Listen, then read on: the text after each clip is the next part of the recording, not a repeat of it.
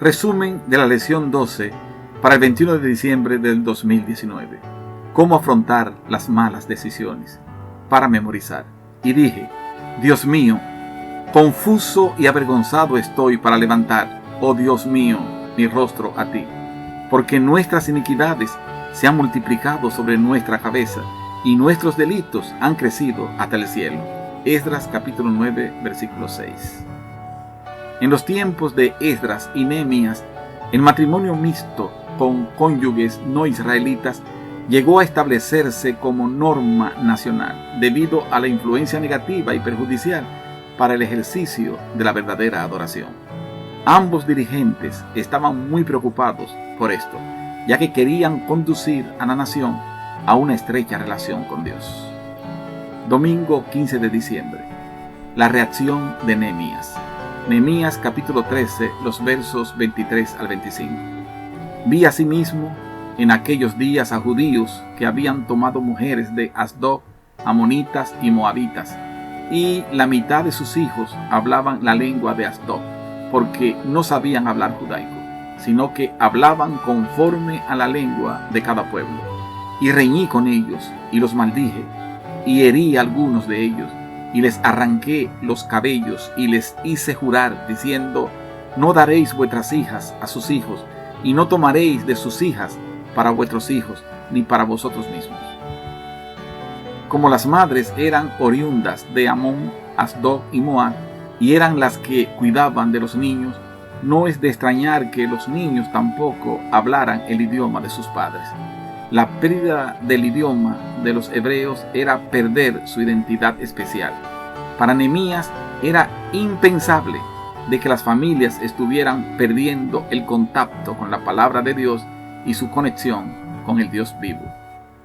Cuando se dice que Nehemías los reprendió y los maldijo, fue que les pronunció las maldiciones del pacto donde se prohibían esas uniones registradas allí en Deuteronomios el capítulo 28. También cuando dice: herid a algunos de ellos y les arranqué los cabellos, Nehemías capítulo 13, verso 25, era una forma de castigo público que se aplicaba solo a los líderes que promovían esa conducta. Nehemías quería asegurarse de que el pueblo entendiera la gravedad de sus decisiones y los resultados que generarían. Lunes 16 de diciembre. La reprensión de Nehemías. Nehemías capítulo 13, verso 26. ¿No pecó por esto Salomón, rey de Israel?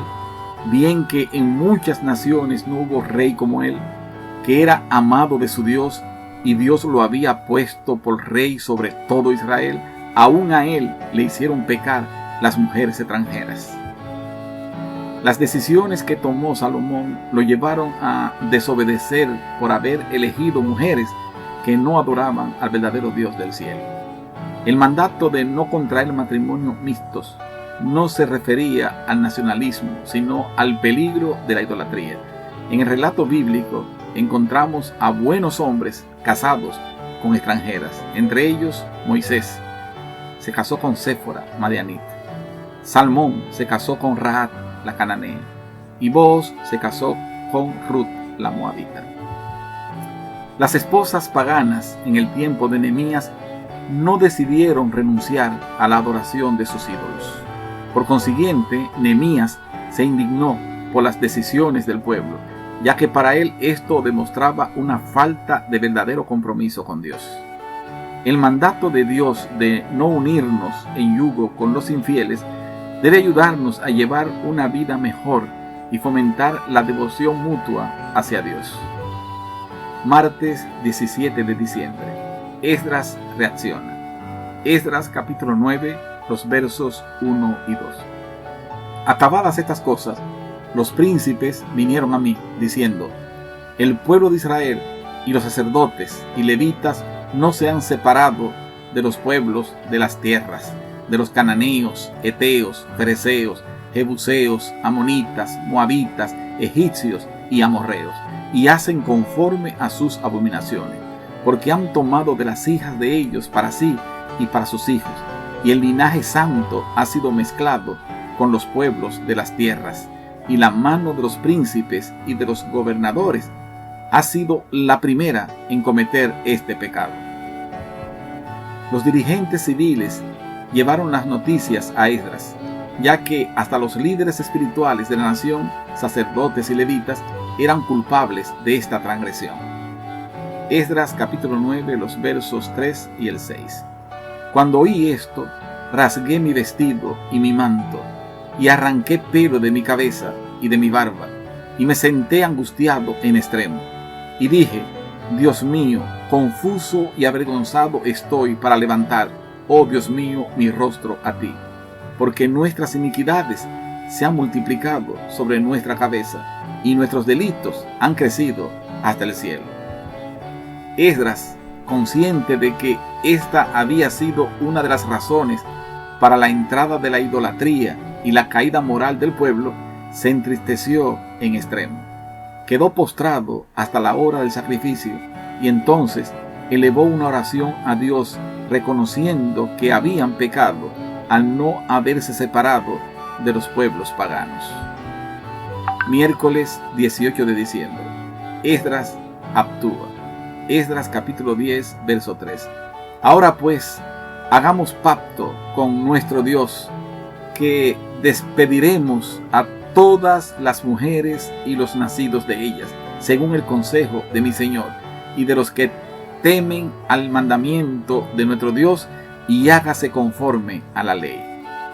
Los judíos prometieron despedir a sus esposas, y demostraron 3 meses duraron para llevar a cabo el plan. Finalmente 113 hombres judíos despidieron a sus esposas. Esdras capítulo 10, los versos 18 hasta el 43. Esdras capítulo 10, verso 11. Ahora pues, dad gloria a Jehová, Dios de vuestros padres, y haced su voluntad, y apartaos de los pueblos, de las tierras, y de las mujeres extranjeras. Esdras capítulo 10, verso 19. Y dieron su mano en promesa de que despedirían sus mujeres, y ofrecieron como ofrenda por su pecado un carnero de los rebaños por su delito. Despedir a las madres de familias con sus hijos nos parece irracional e incorrecto, pero hay que recordar que este era un momento único en el que Dios estaba comenzando nuevamente a trabajar con su pueblo, y había que erradicar cualquier influencia idolátrica de la nación. Seguir plenamente a Dios muchas veces requiere medidas radicales.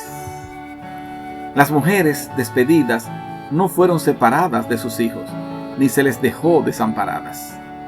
La palabra despedir no se usa como sinónimo de divorcio, sino de anulación matrimonial. Estos matrimonios eran ilegales, estaban prohibidos por la ley de Dios. Estas esposas regresaban a la casa de sus padres. Pasado el tiempo, algunos judíos volvieron a casarse con las incrédulas, y quizás algunos incluso volvieron con las esposas que habían dejado. Jueves 19 de diciembre. El matrimonio actual. Para Dios el matrimonio es algo muy serio, y nosotros también debemos verlo así. Debemos evaluar con oración a un posible compañero matrimonial e incluir a Dios en las decisiones. Además, debemos ser fieles a los principios establecidos por Dios y así ahorrarnos muchos dolores de cabeza. Segunda de Corintios capítulo 6, verso 14. No os unáis en yugo desigual con los incrédulos, porque ¿qué compañerismo tiene la justicia con la injusticia? ¿Y qué comunión la luz con las tinieblas? Satanás se alegra cuando terminamos casándonos con una persona que no comparte nuestra fe, porque sabe que si ambos cónyuges tienen la misma creencia, serán más fuertes en su trabajo misionero para Dios. Una unión íntima con una persona incrédula no nos elevará espiritualmente, sino que tenderá a apartarnos de nuestra fe. Aunque la Biblia claramente aconseja en contra de los matrimonios con yugo desigual, Dios extiende su gracia a favor de aquellos que han tomado decisiones equivocadas. Dios puede capacitar a quienes se han casado con incrédulos para que les sean fieles tanto a Él como a sus cónyuges. Podemos tener la seguridad de que a pesar de nuestras decisiones erróneas, la gracia de Dios sigue estando disponible para todos. Si le pedimos ayuda, Él nos las dará. Ahora bien, esto no significa que podemos hacer lo que querramos y luego esperar que Dios nos bendiga, sino que cuando venimos a Él con una necesidad y un corazón humilde, Él siempre nos escuchará. Leo de 1 Corintios capítulo 7, los versos 10 al 14. Pero a los que están unidos en matrimonio mando, no yo, sino el Señor, que la mujer no se separe del marido, y si se separa, quédese sin casar, o reconcíliese con su marido, y que el marido no abandone a su mujer. Y a los demás, yo digo, no el Señor, si algún hermano tiene mujer que no sea creyente, y ella consiente en vivir con él, no la abandone. Y si una mujer tiene marido que no sea creyente, y él consiente en vivir con ella, no lo abandone, porque el marido incrédulo es santificado en la mujer, y la mujer incrédula en el marido, pues de otra manera vuestros hijos serán inmundos, mientras que ahora son santos. Este ha sido el resumen de la lección número 12 para el 21 de diciembre del 2019. Que Dios os bendiga. Les habló el pastor Rafael Polanco.